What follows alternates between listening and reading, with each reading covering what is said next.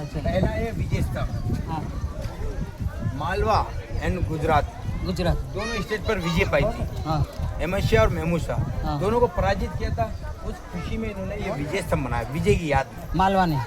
दोनों राजाओं को हराया था, मालवा के और गुजरात के राजा को हरा करके उन्होंने ये विजय हासिल की थी, इसलिए इसका नाम विजय स्तंभ रखा। उसका नाम क्या है? वो बनाया उसका नाम क्या है? राजा का नाम। एक मिनट रुकोगे? हाँ बाद में अब आपको जो गीत गाना गा लेना, ना, आप- मुझे समझाना। अच्छा समझा चलो पर कोई बात 1448 में इसकी नींव रखी थी, 1458 में कंप्लीट हुआ।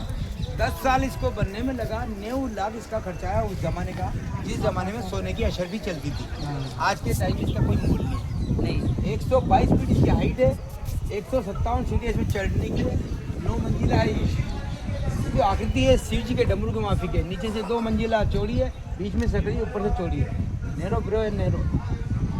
रामायण महाभारत की टोटल मूर्ति इसकी बाहर साइड में, अंदर नहीं है। अंदर सिर्फ चढ़ने का ऐसा है, पर लॉकडाउन के टाइम से इसको बंद कर दिया गया है गवर्नमेंट ने, तब से अभी तक ये बंद है। ये जो गार्डन आपको देखने को मिल रहा है, यहाँ पहले जौहर कुंड हुआ करता था। जौहर कुंड, इसमें लकड़ी बिछी रहती थी, 80 फीट का गड्ढा था। मगर राजा के जो वंशज साल में एक बार यहाँ आते हैं, उन्होंने इसमें मिट्टी डाल करके यहाँ छोटा सा हवन कुंड बनाया। साल में एक बार यहाँ आते हैं, पूरा परिवार आता है, हवन कुंड करता है, उनकी आत्मा को शांति देता है और वापस वो अपने महल चले जाते हैं। हाँ, अब इसको बोलते हैं जौहर स्थल।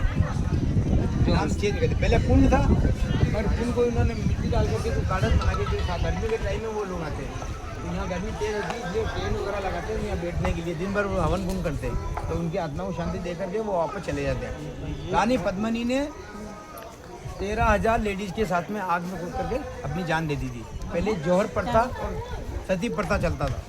सती प्रथा का मतलब यानी अपने हस्बैंड की डेथ होने के बाद अपने हस्बैंड को अपनी गोद में लेकर के जिंदा आग में जलना। तो राजा राम मोहन ने बिल्कुल ये सिस्टम बंद कराया, क्योंकि ऐसे तो वंशज खत्म हो जाएगा, नाम लेने वाला कोई नहीं मिलेगा। जौहर प्रथा इसलिए चलने दी क्योंकि कोई भी लेडीज अपनी इज्जत आबरू बचाने के खातिर आग में कूद के अपनी जान दे देगी। पहले क्या होता था, कोई भी राजा यहाँ पर जीत जाता था तो सैनिक सारे मारे जाते थे, टोटल लेडीज बचती थी, उनके साथ बिल्कुल व्यवहार होता था। तो इसीलिए वो आग में कूद करके अपनी जान देती, क्योंकि अपनी इज्जत को दार नहीं करती थी। तो 13,000 लेडीज के साथ में महारानी कर्णावती ने जौहर किया था, 16,000 लेडीज के साथ में महारानी पद्मिनी ने, 7,000 लेडीज के साथ में फूलबाई ने। सबसे बड़े बड़े 3 जौहर हैं। हालांकि 50-55 राजाओं का राज हुआ, मगर सबसे विशाल जो है तो 3 है जौहर। बाकी छुटपुट तो चलते रहते थे, क्योंकि सबसे विशाल था, हर कोई इसको पाना चाहता था, मगर हर किसी का बस का रोक नहीं है। जमीन लेवल से 600 फीट की हाइट पे अपन 6 महीने तक अलाउद्दीन खिलजी बादशाह ने यहाँ पड़ाव डाला था, चारों तरफ से किले को पैक कर दिया था, खाने पीने की जितनी सामग्री दिखाया पिया, सामग्री खत्म होने लगी, तब जाके उन्होंने कंप्रोमाइज रखा। कंप्रोमाइज भी इसलिए रखा कि एक लेडीज को दिखाने के लिए ऐसा ना हो कि लाखों की पब्लिक मारी जाए, इसीलिए उन्होंने कंप्रोमाइज रखा था। 6 महीने तक यहाँ पर 84 पानी के कुंड है, 113 मंदिर है, 700 एकड़ जमीन है पूरी। अगर इसको आप A to Z अगर आप पूरा देखना चाहें तो आपको 2 दिन ही आपको रुकना पड़ेगा। और बाहर जाने वालों के पास इतना टाइम नहीं होता, जो खास मोनोमोन में थे वो हम विजिट करा था।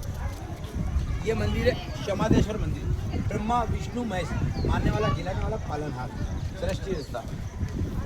मंदिर की जो आप देखेंगे नींव बिल्कुल कमल के ऊपर, क्योंकि ब्रह्मा जी का बैठक उसी के ऊपर होती है। इसको बनाया था महाराणा कुंभा के फादर महाराणा मोकल सिंह जी ने।